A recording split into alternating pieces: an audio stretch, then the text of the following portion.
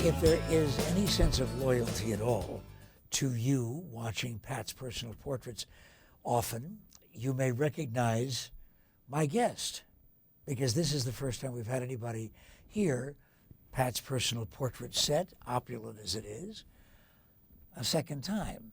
But it's really not your portrait, Denise Resnik. Denise Resnik, co-founder of SARRC, is that right? That's correct. SARRC stands for? Southwest Autism Research and Resource Center. And you got involved because of the young man that we are featuring today. It's Matthew's portrait.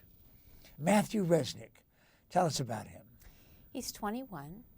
He's a gentle lamb. He's never done a mean thing in his entire life. And when he plays games, like Scrabble on his iPad, his interest is not only in making the words, but is in tying the score. He loves to tie. And so recently, when we were in the car, and I had my thermostat set up to 69 degrees, he set his thermostat to 69 degrees, and he exclaimed, "We're tied!" And I think, what a beautiful, gentle soul to play games and to tie. And he stays in the present. Everything is about this moment. He has a very difficult time recalling what he did yesterday or how he might have been feeling yesterday, or for that matter, where he may be going tomorrow. So when he talks and when he communicates, it's right there, right now, and he's present. But when you have autism, you're not completely present, at least not in his case. He has a very hard time communicating his thoughts and feelings. He's very smart, however. So if you throw a triple-digit multiplication problem at him, he'll solve it almost instantly in his head. Okay, so now Matthew's gift then, academically, intellectually, would be math, perhaps among other things. But I hear that so often about young people with autism, often on a savant level. People can't explain how this person, who has an extremely difficult time putting words together at all, can play Schubert and Beethoven. Why? Well, they also have extraordinary memories. A lot of that is computed through the cerebral cortex, so that's the back of the brain. It's the frontal lobe where you have executive reasoning and socialization and can pick up some of the cues, social cues. And that's really one of the core deficits of autism, and one of Matt's core deficits is that executive functioning. He can recall lots of things. He can recite the alphabet backwards. He can correspond numbers to the alphabet and do all kinds of algebra with the license plate in front of us while we're driving. But if I asked him how he's feeling, he'll say fine, because he believes that's the right answer.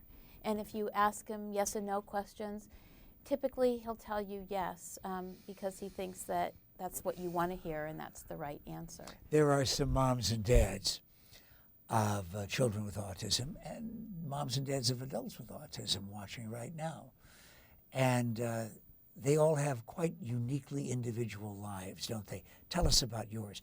I want to hear about the Resnik family life with Matthew. Well, most nights of the week, at least these days, Matthew starts in his bedroom but ends up jumping in our bed because he just wants to cuddle. He's a sweetheart. He's a lovely young man. He's a very hard-working man. He does all kinds of chores around the house. He'll empty the dishwasher. He'll do the grocery shopping with me. He'll do all kinds of the laundry. He's wonderful as my little sous chef as well. He works most days after school or through SARRC's Vocational Life Skills program, volunteering in the community. He's volunteered at probably more than 40 nonprofits throughout the valley. He's one of the hardest working young men that I know. He's also starting right now a home bakery business thanks to SARRC.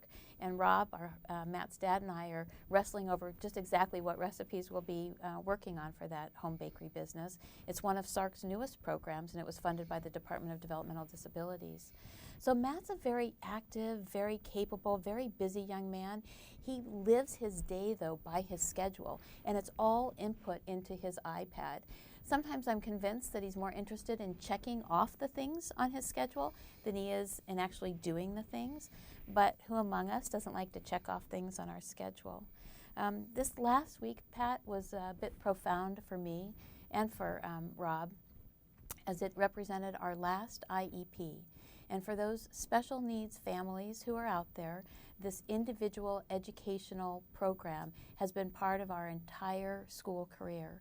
This is the time that we sit with teachers and we set up Matt's goals and objectives. And in many cases, we're sitting with 8 or 10 teachers. And this happens throughout the year, multiple meetings where we evaluate how he's doing, how he's not doing, and reestablish our goals. Well, last week was Matt's last IEP. And in a few short weeks, we will end Matt's high school career, which has been about 7 to 8 years. And I have to say, it was an emotional time for me as it is right now telling you about it, because these are the teachers who have known him, who have protected him, who have cheered him on, and we're now transitioning to adulthood. And I thank my lucky stars for SARRC and the team to help us with that transition.